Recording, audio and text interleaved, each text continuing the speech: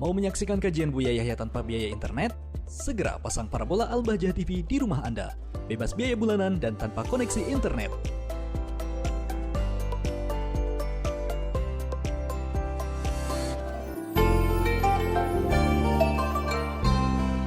Bismillahirrahmanirrahim. Assalamualaikum warahmatullahi wabarakatuh. Assalamualaikum warahmatullahi wabarakatuh. Afwan Buya, izin bertanya,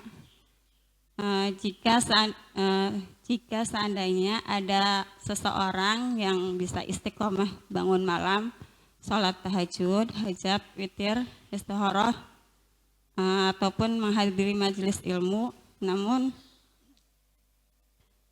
di tengah perjalanan hidupnya dia mendapatkan masalah atau ujian yang sangat berat menurutnya, sehingga membuat dia menjadi ngedrop, susah untuk bangun malam, tapi tetap berusaha menjaga istiqomahnya. Apakah itu termasuk orang yang tanda keropos imannya, atau dijauhkan dari rahmat Allah? Naudzubillah. Terus kiat-kiat apa saja yang bisa menjaga keimanan, atau permasalahannya apa menjadikan dia terpuruk? Afwan Buya, nggak bisa disebutkan di sini. Enggak, kalau misalnya karena sakit ya wajar saja. Bukan. Ya itu makanya harus dibedakan. Baik, lanjutkan. Mohon maaf Buya, nggak bisa dijelaskan di sini. Baik. Pengennya sih diskusi langsung ke Buya. Boleh nanti. Baik, terus. Bismillah. Cukup pertanyaannya. Kiat-kiatnya apa saja agar bisa menjaga keimanan atau istiqomah dalam kebaikan, melakukan amalan-amalan sunnah. Ya, mohon begitu saja Buya. Assalamualaikum warahmatullahi wabarakatuh. Waalaikumsalam warahmatullahi wabarakatuh. Orang yang biasa dengan kebaikan, kemudian dia karena ada uzur. Disebut oleh Nabi 2 uzur. Misalnya, orang bisa melakukan kebaikan tahajud, kemudian ini dan sebagainya. Tak taunya dia sakit. Atau bepergian. Pergian kan susah, kadang dengan capek. Gara-gara bepergian bukan pergian yang haram, pergian yang wajib atau pergian yang sunnah, anak hajat, atau dia sakit, maka biarpun dia tidak tahajudan karena uzur sakitnya, maka pahala tahajudan tetap mengalir kepadanya. Maka beruntung orang yang punya keistiqomahan. Cuman jika ujiannya bukan karena sakit, ya ujian masalah ekonomi, mestinya malah mendekat dong, tidak ada hubungannya ekonomi dengan urusan sholat. Ya kan? Kalau sakit kan badan kita, kalau ekonomi urusan sedekahnya yang berkurang, kan begitu. Sholat nggak ada hubungannya dengan ekonomi, lah kok sholatnya yang diantam. Berarti nyalot halamat nggak bener. Orang permasalahan ekonomi. Afwan Buya, dipotong, bukan masalah ekonomi juga. Nah, ya sudah, masalah apa? Terserah, Ibu masalah apa? Saya ranked saja. Ibu nggak usah anu dulu. Ada orang masalahnya suaminya marah-marah, apa urusannya? Oh, suami marah-marah tidak ada urusannya dengan sholat. Apalagi ayo permasalahannya. Ibu mertua cemberut terus, nggak ada urusannya dengan bangun malam.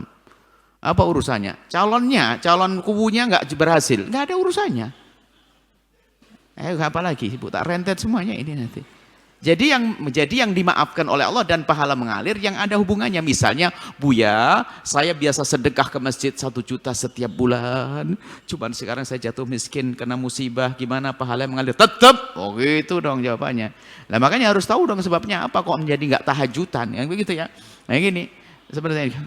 Baik, itu saja. Intinya, jika kebaikan yang biasa kita lakukan kemudian menjadi terputus karena sebab bukan dari diri kita, sebab Allah beri ujian, ya kayak tadi biasa tahajud kemudian sakit, ya kan, biasa sedekah lalu menjadi fakir, maka pahalanya tetap mengalir. Tapi kalau sebabnya nggak ada urusannya lalu dia berhenti, berarti dia membuat alasan yang bukan alasannya, mengada-ngada alasan. Allah maha tahu, nggak usah bohong deh depan Allah, kan begitu.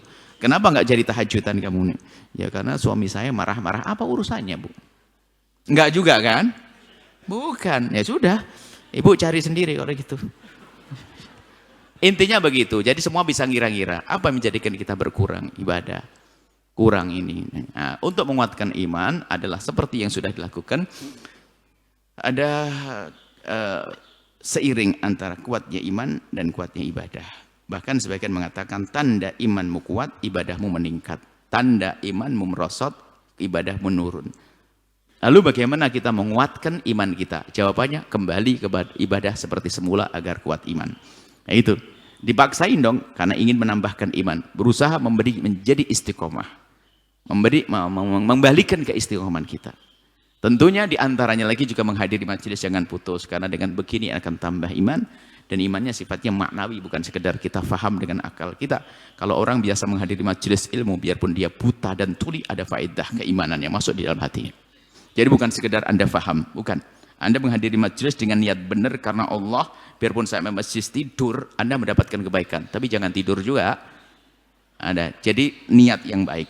Yang nggak mendapatkan itu siapa? Datang ke masjid ganggu ngobrol, WA-an sama temennya, ganggu yang lainnya. Itu malah bisa terkutuk nabi ganggu orang lain. Tapi kalau di sini biarpun tidur, ketiduran bukan tidur, ya, masih lumayan dapatlah. Yang penting nggak ganggu orang lain, itu saja.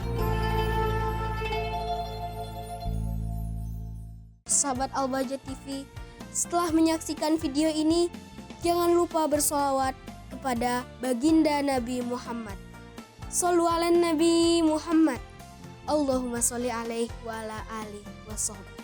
Wassalamualaikum warahmatullahi wabarakatuh.